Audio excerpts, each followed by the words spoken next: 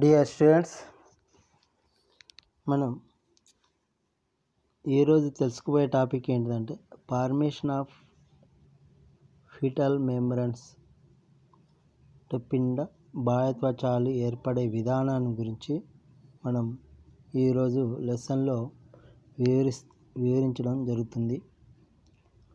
Okay, మన previous క్లాసెస్లో అంటే ఎంబ్రయాలజీ అంటే పిండోత్పత్తి శాస్త్రంలో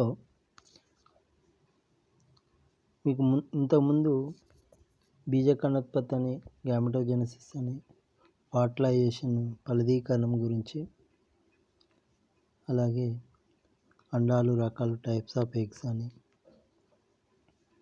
అలాగే విదలనాలు రకాలు టైప్స్ ఆఫ్ క్లావేజెస్ గురించి మనం ఇంతకుముందు క్లాసెస్లో వివరించడం జరిగింది. ఆ లెసన్లో కంటిన్యూస్ టాపిక్తో ఈ పిండ బాహ్యత్వచాల గురించి మనం తెలుసుకోవడం జరుగుతుంది ఈరోజు క్లాస్లో. Okay,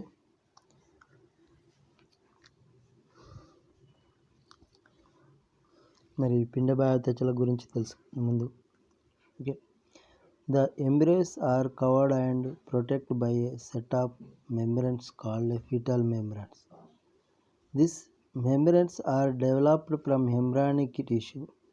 Hence, there are also called extra embryonic membranes.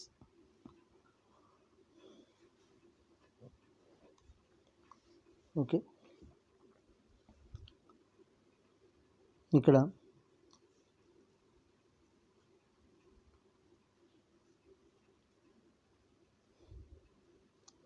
the main function of the fetal membranes are to provide protection, nutrition, respiration and excretion to the embryo. All the fetal membranes disappear before or immediately after hatching or birth. Okay,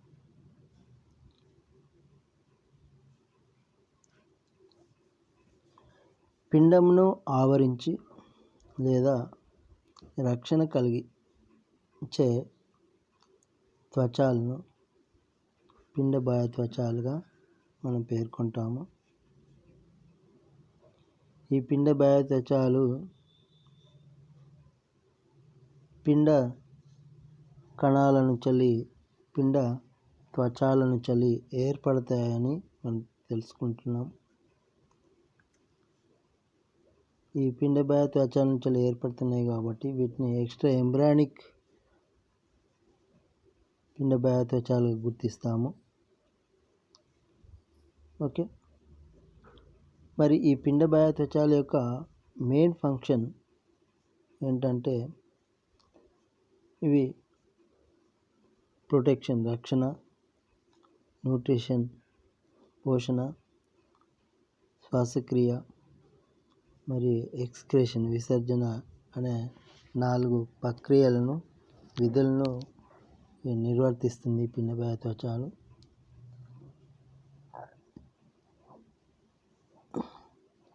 ఈ అన్ని పిండ బాహ్యత్వచాలు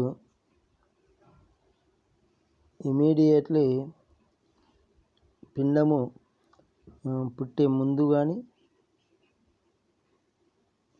పెరిగే టైంలో కానీ నశించిపోయే అవకాశము ఉంటుంది.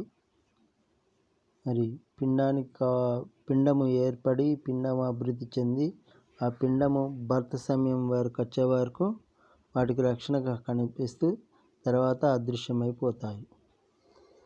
Okay, the mesoderm ఇక్కడ మధ్యత్వచము స్ప్లిట్ ఇంటూ 2 layers 2 త్వచాలుగా విడిపోతుంది. Namely an upper layer is called a somatic mesoderm and lower layer is called a splanchnic mesoderm. Okay,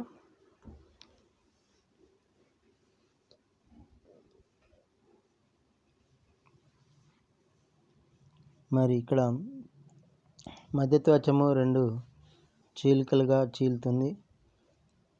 పై ఉన్న పొరను సోమాటిక్ మెసోడర్మ్ అని, కింది ఉన్న పొరను స్పాంకోనిక్ మెసోడర్మ్గా పేర్కొనడం జరుగుతుంది.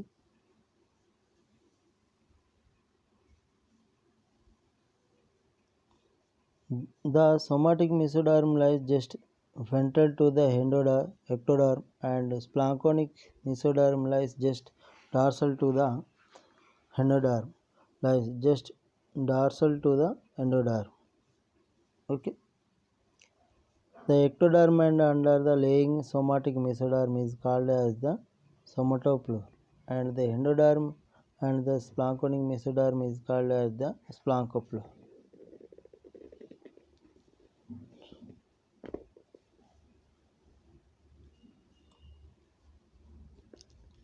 ఇక్కడ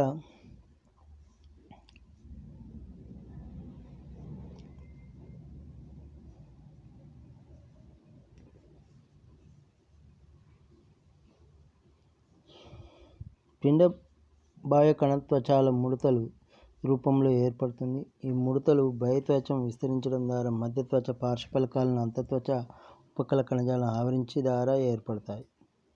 బహిత్వచం మధ్యత్వచాల కలయికనే సోమాటోప్లూర్ అని. దైహిక మధ్యత్వచం లేదా సోమాటోప్లూర్ నుంచి ఉల్బము పరాయువు అనే పిండ బాహ్య త్వచాలు ఫామ్ అవుతాయి. అదేవిధంగా అంతత్వచం మధ్యత్వచాల కలయికనే స్పాంకోప్లూర్ పేర్కొంటాం. సోమాటోప్లూర్, స్పాంకోప్లూర్ అనే రెండు త్వచాలు ఫామ్ అవుతాయి. ఓకే, మరి the extra embryonic membranes are 4 types. There are yolk sac, amnion, chorion, allantois. Okay, the amnion and chorion develop from the somatopleure. The yolk and allantois develop from the splanchopleure.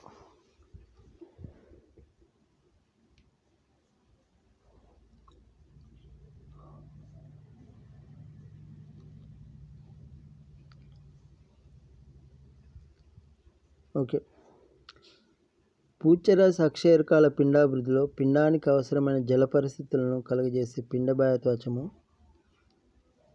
ఉంటుంది. Okay,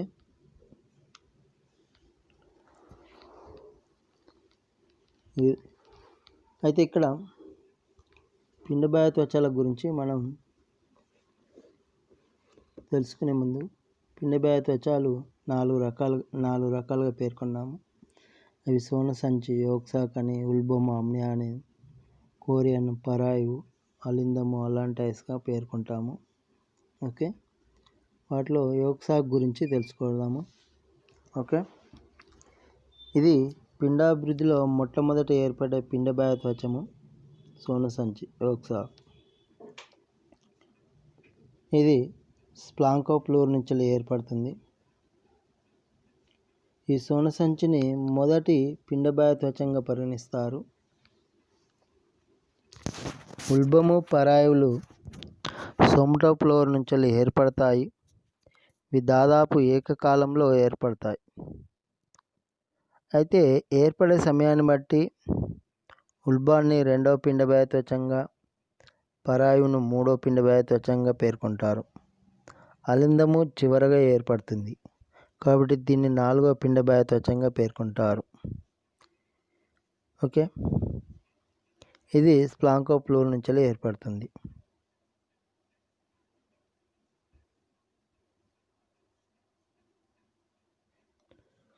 okay, పిండాభివృద్ధిలో మొట్టమొదట ఏర్పడే పిండ బాహ్య త్వచము సోన సంచి. Okay, first embryonic membrane which makes to appearance. The yolk sac contain the yolk. Okay, దీనిలో yolk అనే పిండ అంటే పీతక పదార్థము ఉంటుంది. Okay, the development process then layers splanchnopleure comes to surround the yolk mass gradually. Okay, ఇది ఆమ్నియోట్లని కాక చేపల పిండాభివృద్ధిలో కూడా ఏర్పడుతుంది. ఇది స్పాంకోప్లూర్ నుంచి ఏర్పడుతుంది. ఓకే, యోక్స్ మరి సోనసంచి ప్రధాన విధి ఏంటిదంటే పోషణ, న్యూట్రియంట్గా పనిచేస్తుంది. ఇది అండంలో నిల్వ ఉన్న పీతకాన్ని ఎదిగే పిండానికి పోషక పదార్థంగా అందజేస్తుంది.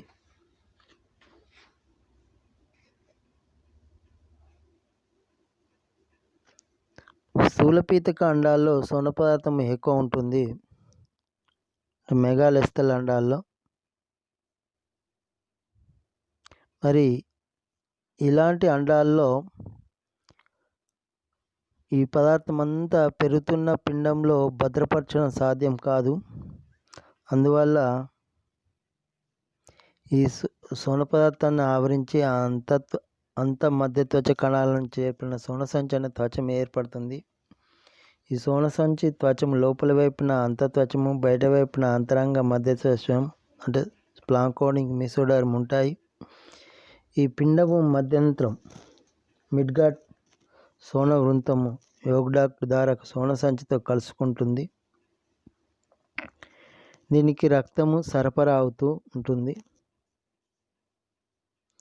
సోనసంచిపై విస్తరించి ఉన్న రక్తకేశ నాళికల ద్వారా అంతత్వచ ఎంజైమ్ల చర్యల ద్వారా జీర్ణమైన సోన పదార్థము శోషించబడుతుంది.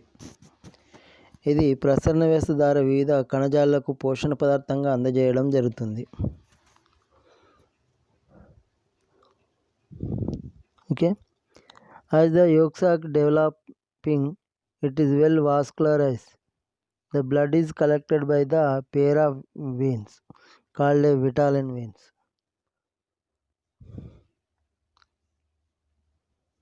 Okay, the Vitelline veins carry the digested yolk sac to the developing embryo. The yolk sac also receive a pair of arteries called Vitelline arteries. The yolk is utilized by the which change the yolk into soluble from. Okay, ఈ విధంగా సోన పదార్థము కరుగుతూ ఆ పిండానికి కావాల్సిన ఆహార పదార్థము అందజేస్తూ తోడ్పడుతుంది. క్షీరదాల్లో సోనసంచి ఒక అవశేష రెడ్ సెల్ నిర్మాణంగా ఉంటుంది. ఇది మధ్యంతరం నుంచి నేరుగా బయటికి పెరుగుతుంది. సోనసంచి దూర భాగము విస్తరించి దాదాపు బ్లాస్టోసిస్ట్ లోపల భాగాన్ని పూర్తి ఆక్రమిస్తుంది, కానీ తర్వాత క్షీణిస్తుంది. సో మరి ఇక్కడ భ్రూణం తొలి దశలో సోనసంచి చైతన్యవంతంగా ఉండి గర్భాశయం నుంచి పీల్చే ఆహారాన్ని రక్తనాళాల ద్వారా పిండానికి చేరవేయడం జరుగుతుంది. ఈ సమయంలో అది బయట వైపునున్న పరాయితో తాత్కాలికంగా కలిసి ఉంటుంది. ఓకే, ఫలితంగా సోనసంచి కొట్టివేసిన చిన్న చిన్న మొదల్లాగా మిగిలిపోతుంది.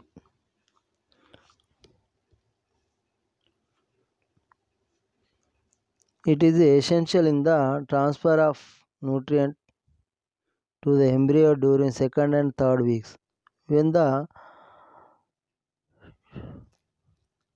uteroplacental circulation is not stabilized, it does not contain any yolk. It passes through 3 stages: primary yolk sac, secondary yolk sac, definitive yolk sac. Okay, ఈ 3 భాగాలుగా ఏర్పడి ఉంటుంది. ఇలా సోన పదార్థము సోనసంచిలో సోన పదార్థము ఏర్పడి ఆ సోన పదార్థము ఆ ఎదుగుతున్న పిండానికి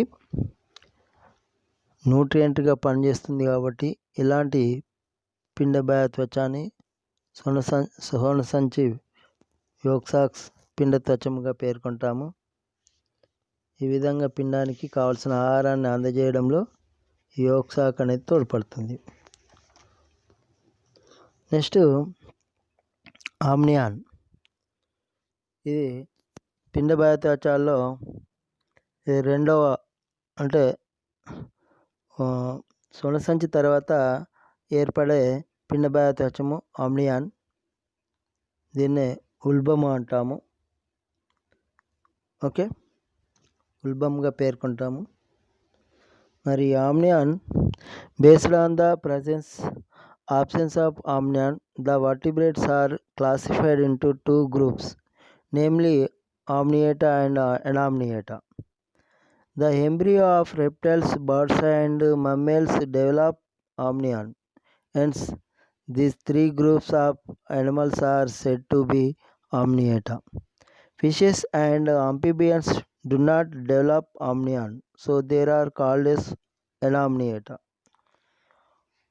ఓకే, ఇక్కడ ఉల్బము సకశేరుకాల్లో బొమ్మ సకశేరుకాల్లో ఏర్పడడం అనేది ఒక ప్రధాన పరిణామ అనుకూలంగా పేర్కొంటాము. మరి బొమ్మ సకశేరుకాల అండాల్లో తడి ఆరిపోవడము అనేది ప్రధాన సమస్యగా ఉంటుంది.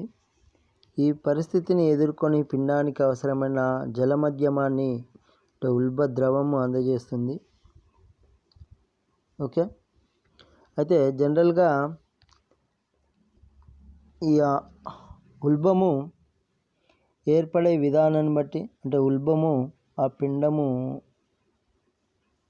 ఏర్పడే సమయంలో ఉల్బం ఉండడము ఉండకపోవడం అనే దాన్ని బట్టి జంతువులను, వర్టిబ్రేట్స్లను 2 గ్రూపులుగా వివరించడం జరిగింది. అవేంటి అంటే, ఒకటి ఆమ్నియేట్స్, సెకండ్ వన్ ఎనామ్నియేట్స్. ఉల్బ సహితాలు, ఉల్బ రహితాలని పేర్కొంటాము. ఆమ్నియేట్స్ పక్షులు, అంటే సరీసృపాలు, పక్షులు, క్షీరదాలను కలిపి ఆమ్నియేట్స్ అంటాము. వీటిలో ఉల్బం అనేది ప్రధానంగా ఏర్పడి ఉంటుంది కాబట్టి ఆమ్నియేట్స్ లేదా ఉల్బ సహిత జీవులు అంటాము. మరి చేపలు, ఉభయచరాల్లో పిండము కావలసిన ఉల్బము ఉత్పత్తి కాదు కాబట్టి వాటిని ఎనామ్నియేట్స్ లేదా ఉల్బరహిత జీవులుగా పేర్కొంటాము. The amnion derived from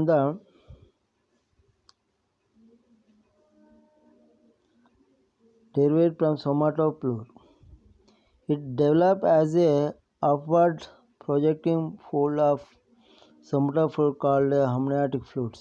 The amniotic fluids are named according to their position.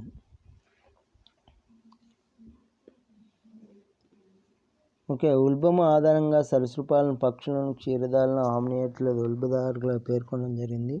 ఉల్బం సోమటోప్లోర్ నుంచి ఏర్పడుతుంది. పక్షి పిండాభివృద్ధిలో సోమటోప్లోర్ వల్ల తయారైన ఉల్బం తలమడత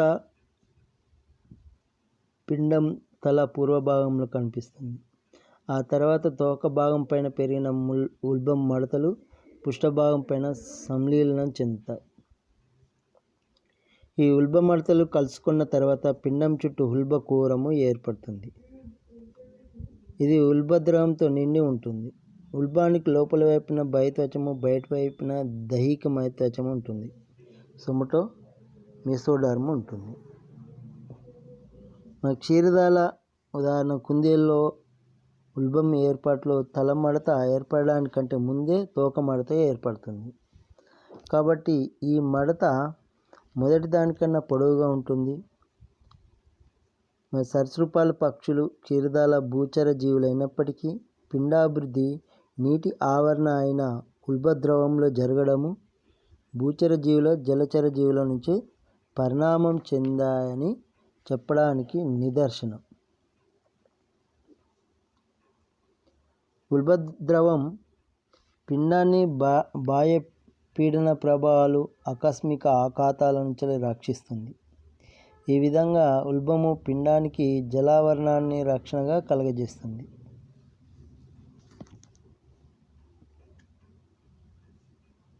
ఓకే, మరి ఉల్బద్రవము పిండాన్ని బాహ్య పీడన ప్రభావాల నుంచి, ఆకస్మిక షాక్స్ నుంచి ప్రొటెక్ట్ చేస్తుంది కాబట్టి ప్రొటెక్షన్లో పాల్గొంటుంది.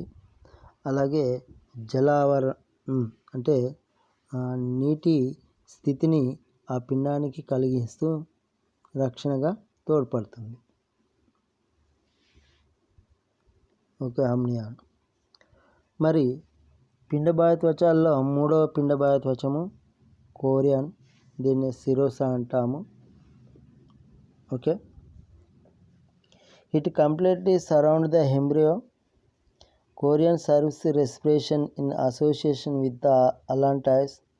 It mammals chorion form an important place placenta and help in the metabolic exchange between mother and fetus. It acts as the extra embryonic lung. Thus, chorion mainly aids in gases exchange in reptiles and birds, whereas in mammals involved in the nutrition, respiration, excretion, filtration, and hormone filtration by the producing fetal placenta.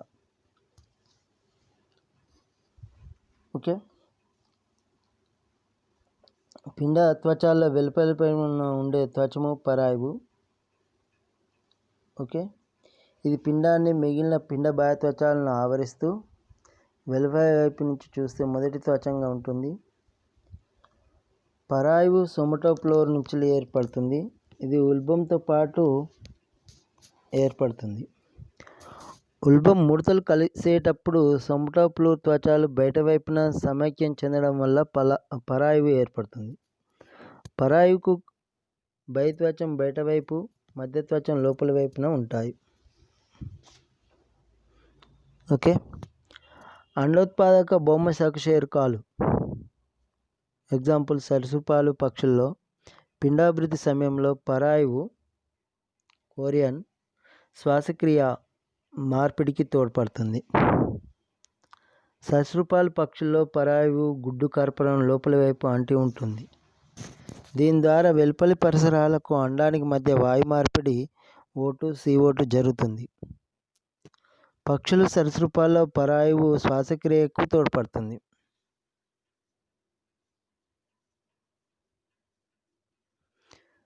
జరాయుదారి క్షీరదాల పిండాభివృద్ధిలో పరాయువు జరాయువు ఏర్పడంలో పాత్ర వహిస్తుంది.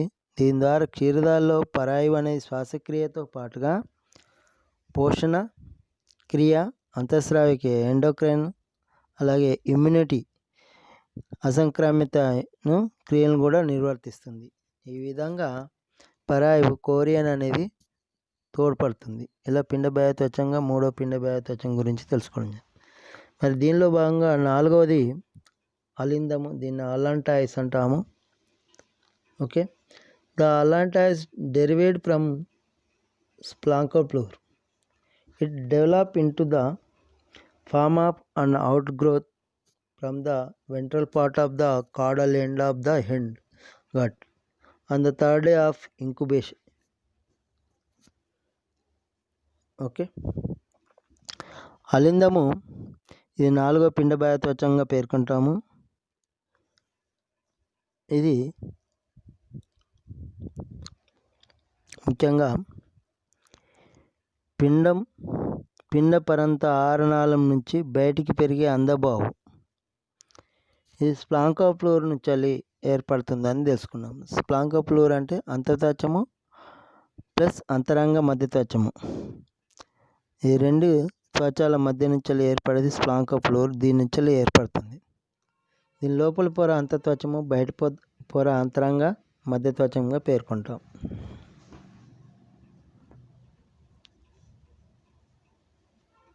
Okay, it gradually enlarges as a hollow sac and spread inside the exocele. The connection of the allant with the hindgut in the form of stalk called allantoic stalk.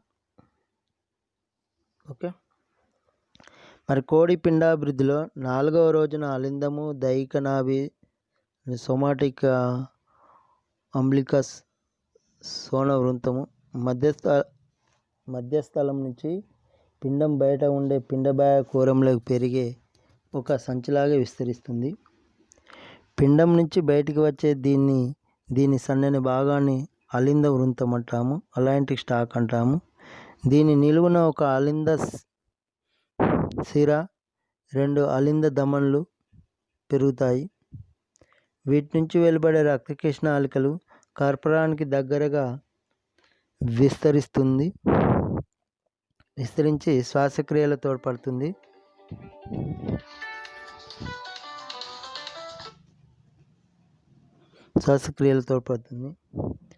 అంతేగాక జీవక్రియలో విసర్జితమైన urea సంబంధిత ద్రవ పదార్థాలన్నింటినీ కోశంలో నిల్వ చేస్తుంది. ఇవన్నీ ఆవిష్కరించి అలింద వృంతం ద్వారా కోశంలోకి ప్రవేశిస్తాయి. The main function of allantois is the excretion. దీని యొక్క ముఖ్య విధి ఏంటిదంటే విసర్జన. It stores the nitrogen waste product of chick embryo. కోడి పిండంలో నత్రజని సంబంధిత పదార్థాలన్నింటినీ స్టోరేజ్ చేస్తుంది. Okay. During the later development the allantoic circulation absorbs calcium from the egg cell. It is used for the development of bones.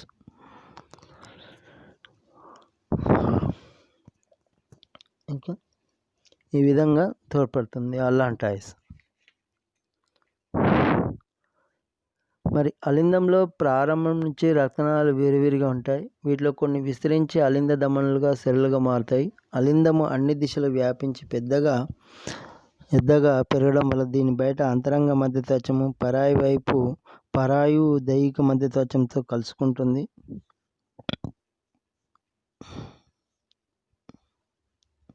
Okay. ఈ విధంగా మిళితమైన ఈ పిండబాహ్య కణజాలంలో 3 స్పష్టమైన స్తరాలు చూస్తాము.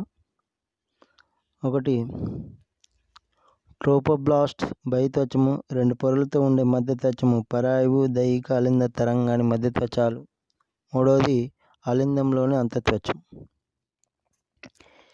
ఈ మూడింటిని సామూహికంగా అలింద పరాయువు కోరియో అలాంటైజ్ అంటారు. ఇది జరాయువు అంటే ప్లాసెంటా ఏర్పాటులో పాల్గొంటుంది. అలిందము ప్రాథమిక విధి విసర్జన ఎక్స్క్రేషన్. దీంతోపాటు ఇది పరాయితో కలిసి శ్వాసక్రియలో కూడా పాల్గొంటుంది. అంటే కోరియన్ అలాంటైజ్గా పనిచేస్తూ శ్వాసక్రియలో కూడా తోడ్పడుతుంది. ఈ విధంగా ఈ పిండబాహ్య త్వచాల గురించి మనం తెలుసుకోవడం జరిగింది. జనరల్గా ఈ పిండబాహ్య త్వచాలు పిండంను ఆవరించి రక్షణగా తో పాటుగా న్యూట్రియంట్గా, అలాగే గ్యాసెస్ ఎక్స్చేంజ్గా అంటే శ్వాసక్రియలో, అలాగే విసర్జనలో తోడ్పడతాయని మనం తెలుసుకోవడం జరిగింది.